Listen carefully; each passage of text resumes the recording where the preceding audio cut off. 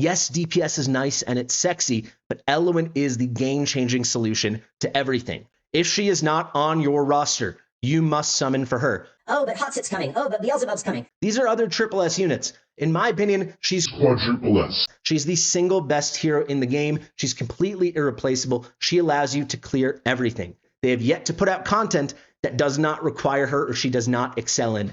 All content. How the heck are you, everybody? I am Fastidious. Welcome to my channel. Let's get right into it. This is a should you summon video. I do these at least once a week. This week, you're going to get two of them. The one for Torador and Pelagios will be tomorrow. That will be a big one because in that I will announce if I'm deciding to summon on that banner. I am very well within pity for an Ancient Lord, and I have like 140 ancient summons to use. I'm on the fence, so look out for that one tomorrow. Today is all about Elowyn and Magmus. Forget Magmus. He's completely and utterly mediocre. I'm going to tell you everything you need to know about Magmus now. Even with his exclusive, unless he gets a buff, he will only help you as an early, maybe mid-game progression hero. He is uninspired. The only interesting use I've ever seen out of him was by Ronaldo. Huge shout out to my friend Ronaldo, who used him on the left side in Gear Raid 5. But that was very much Ronaldo flexing his abilities and his creativity more than it was saying, hey, Magmus is a great option.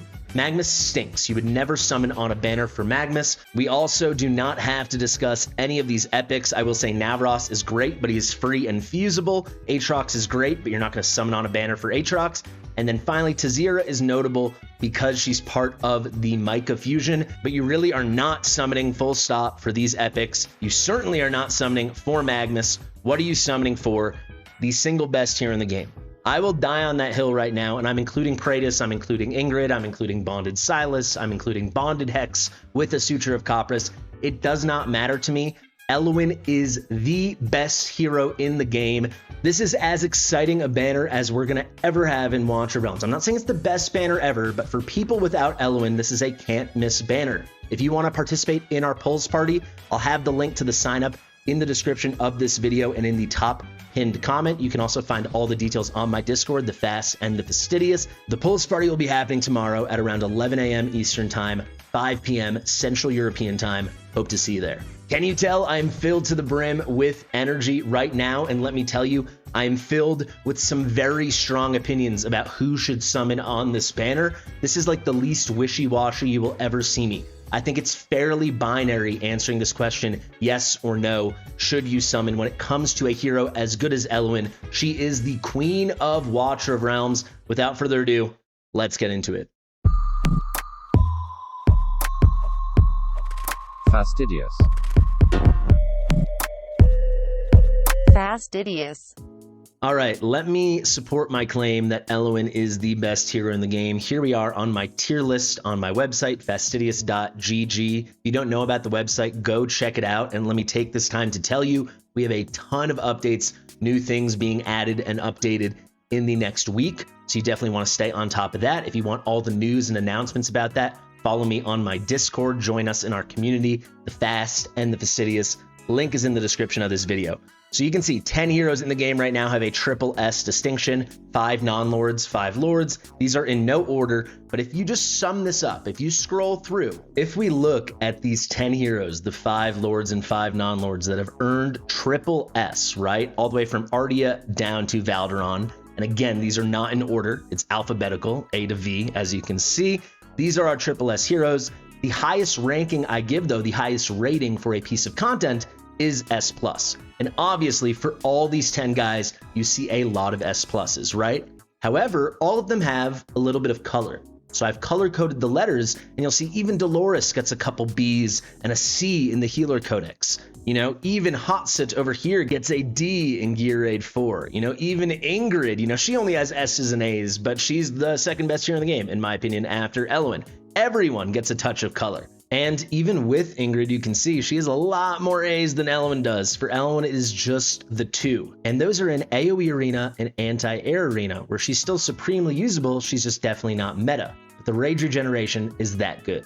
And aside from that, It is S's and S pluses across the board. She actually only gets 3 S's in Furious Torrent, in Single Target Arena, and in AMR. And in Gear A2, so 4. Everywhere else is an S plus home run. She's the best hero in the game by my estimation. And on top of that, what pushes it even further for her being such a ridiculous superstar is she's gotten better and better and better with every new piece of content. From the beginning, she's been a triple S hero, right? She's always been a top tier goated hero in this game. However, as they make things harder and they try to think of annoying things they must require from us, Elowyn has been the solution to solving the problems they present us time after time after time. Simply put, this green boobies lady is aging like the finest of wines, like a 1945 Bordeaux or a 1978 Barolo or a 1990 Burgundy. I'm not reading off a list. I am. Thank you, Google AI. But you get the point. If you're a wino, you can throw some vintages in the comment section, but you understand what I'm saying. She is that freaking good, and she's getting that freaking much gooder.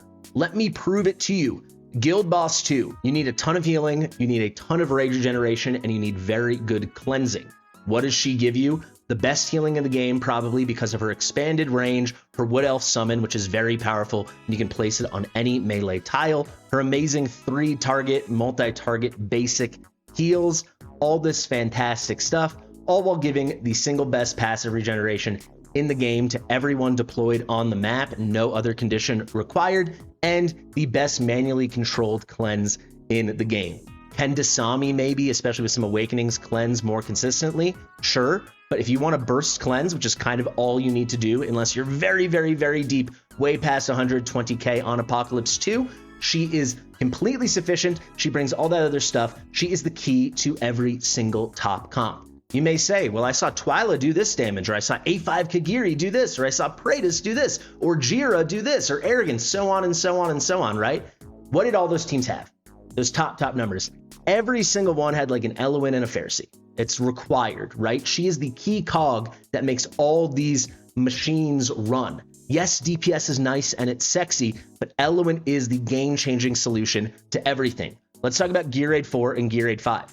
In Gear Raid 4, aka Gear Dungeon 1, general rage regeneration is very, very tricky, especially if on the top you don't have an A1 Valkyra or something. Keeping that rage up is really, really hard because you also need shields. So unless you have super OP units and tons of awakenings, the solution is map-wide, crazy controlled, passive rage regeneration. That is what Elowyn brought. The second that was introduced, she was on all the top teams. Can you beat it without her? Sure, but is it way easier with her? Yes. Gear Raid 5, aka Gear Dungeon 2. This came next. The best way to beat this by a mile is with one healer, because you need all the other things you're cycling in and out for the later stages. One healer is impossible, unless you bring one specific healer named Elowyn. She is a super powerful Wood Elf that you can put way outside the range and essentially function as a second healer to do all the cleanup duty on the heals. Elowyn makes it possible. She keeps the rage regeneration going for the whole map, and between her and her Wood Elf, they heal the whole map for you. Can you beat Gear Raid 5, Gear Dungeon 2 without her? Yes. Is it like 100 times easier with her? Yes. No one that has Elowyn would ever not use her for this content. She is the perfect fit for all of this content. AMR, we got 19, 20, 21, and 22. This is a place where she totally works, but actually she's not that exceptional. That's why she maintains just an S. Void Rift. The Void Rift Epilogue. Can you beat the stages without Elowyn? Yeah. Is it going to be way harder than it needs to be, and would it be so much easier if you had her? By a mile. Every top clearance for Soleil and for the final Cyclone Tyrant, or whatever they call it at the end, by a mile. The vast majority will all use Elowyn, and every single clearance that did not use Elowyn did it because they didn't have her. You see the theme here. Let's even keep going. The newer codices, the new codex levels, Arbiter of Frost. You don't need Elowyn, right? Why would you use Elowyn? It's all about using dot damage. Well, the best way to do dot damage consistently and get tons and tons of multipliers on a lot of those heroes is to have them ult a lot. No one's going to help your whole team ult more than Elowyn. So many of the top 100 teams in the world are actually using Elowyn, even though you don't need healing. Her rage regen is that potent that she is used in all these top teams. Torrent. This is all about, again, you don't need healing. It's all about piercing damage. You want piercing damage all over the map. You need tons and tons of marksmen, tons and tons of piercers. Why would you bring Elowyn? Well, if you don't have every single meta piercer unit, you're going to see a lot of teams in the top 100, maybe not the very, very top teams, but some of the best teams in the whole game using Elowyn because of that rage regeneration, because she makes everything that much better. And then finally, Guild Wars. They keep trying to make it weirder and harder and change the maps and change the metas, this, that, and the other. There's been one constant through so many defenses. Elowyn has fit into meta team after meta team. There, of course, are very good healers you can use instead of her that can even be on some of the best teams if you have Lily or Cornelian or even Ezrein on some past teams. However, consistently you can see top defenses in the world using Elowyn. You see the theme here, guys. She is not just amazing at everything. She's amazing at every new thing that comes our way. She is a must-have unit. All right, in 1 minute, I'm going to take you through her kit, and then I'm going to give you the straightest answers you have ever heard. I have a very strong opinion on this for who should summon and who should not summon. Yes, some people shouldn't be summoning, but as you can see from my tone and the whole video so far, some of you absolutely must be summoning. All right, Elowyn's kit in 1 minute. Basic attacks, these are 3 target and multi-target heals. However, they register as single target attacks, so you can use things like the Elysian Epitaph on her. Fantastic, really nice core to her kit. Now the Wood Elf, you can summon one every 30 seconds. It comes up. The heals on this Wood Elf are ridiculous, super potent. If you get her A5, you get an extra Wood Elf that shows up, even though you can't have 2 at a time whenever she ults. But at A0, Elowyn is the monster you need. You can see my Elowyn is A0.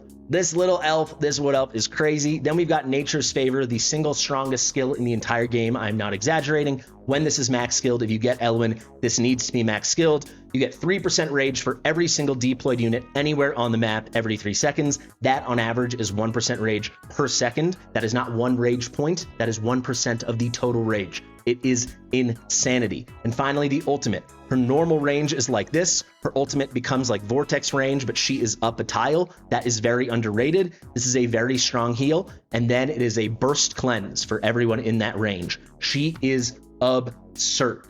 Very quickly, her awakenings now, while we're here, we did the kit in under a minute. Let me just take you through the awakenings. A1 over here, when she does her ultimate for 10 seconds, she takes less damage. This is nice, but it's not necessary.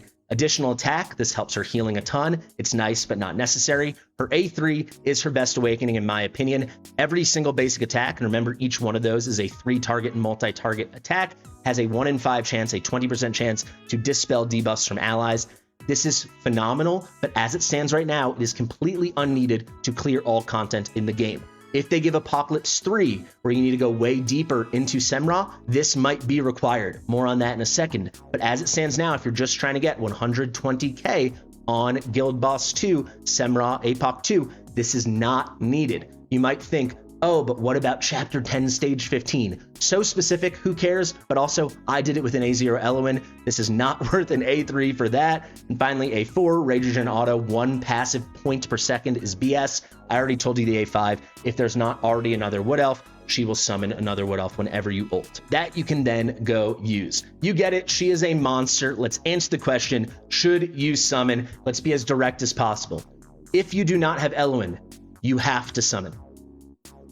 The end. She is the most key, essential, vital, core cog unit mechanic in the game. You need her on your roster to solve the puzzles Watcher of Realms presents to you. There is nothing to discuss. I don't want any follow-ups. There's nothing to say. If you don't agree with what I've said, that's fine. You can internalize that, but I don't want to discuss it any further. If she is not on your roster, you must summon for her. Oh, but Hotsit's coming. Oh, but Beelzebub's coming. These are other triple S units. In my opinion, she's quadruple S. She's the single best hero in the game. She's completely irreplaceable. She allows you to clear everything. They have yet to put out content that does not require her or she does not excel in.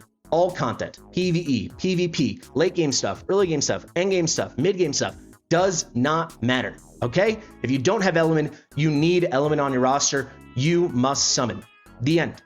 I have nothing else to say. If you don't have her, you have to summon.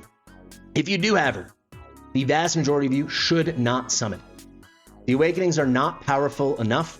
We're very unlikely to get her. You can go watch, I had a video where I pulled for Sassy, and we had to pull 12 legendaries on an Elowyn raid up banner to get her. So you should only be desperately throwing darts at the board if you don't have her. If you are a huge spender or you're very endgame or there's nothing else you really want and you don't care that hot sit's coming, you don't care about the new heroes, you really just are looking ahead, we do think Apocalypse 3 is coming. And if you're that player that spends a lot or has saved a lot and is very endgame, the A3 will be valuable to you. So if you do not have it, you can absolutely consider summoning. I actually might do like 1 or 2 rando divine pulls just to see if I get lucky. But that's it. Everybody else, it is as clear as day. If you have her, almost certainly you should not summon. Her awakenings are not worth it right now. And if you don't have her, there is no question in my mind, unequivocally, you must summon, whether you have 1 summon or 100,000 summons to use, whether you're free to play or you spend $55,000 a month. I don't care. If she is not on your roster, you should unload everything you have at the opportunity to get her. You will come back thanking me later. I promise. She is that good. She is that important to the game. I think she's completely broken. I think we have a situation in this game that's very much the haves and the have-nots, whether you have Elowyn or you have not Elowyn. But that's a story for another day. She's that flipping good, guys. That has been this episode of Should You Summon. I know it was long, but I wanted to prove this point so definitively so there's no questions. It's simple. You don't have her, summon, the end. Thank you. I've been Fastidious. If you like my stuff, please like it, give it that thumbs up. If you're not yet subscribed, we're nearly at 20,000, so please subscribe, especially if you made it this late in the video. Hit all notifications. That's the best, freest way to help me. Share with your mother, and I'll see you real soon. Bye.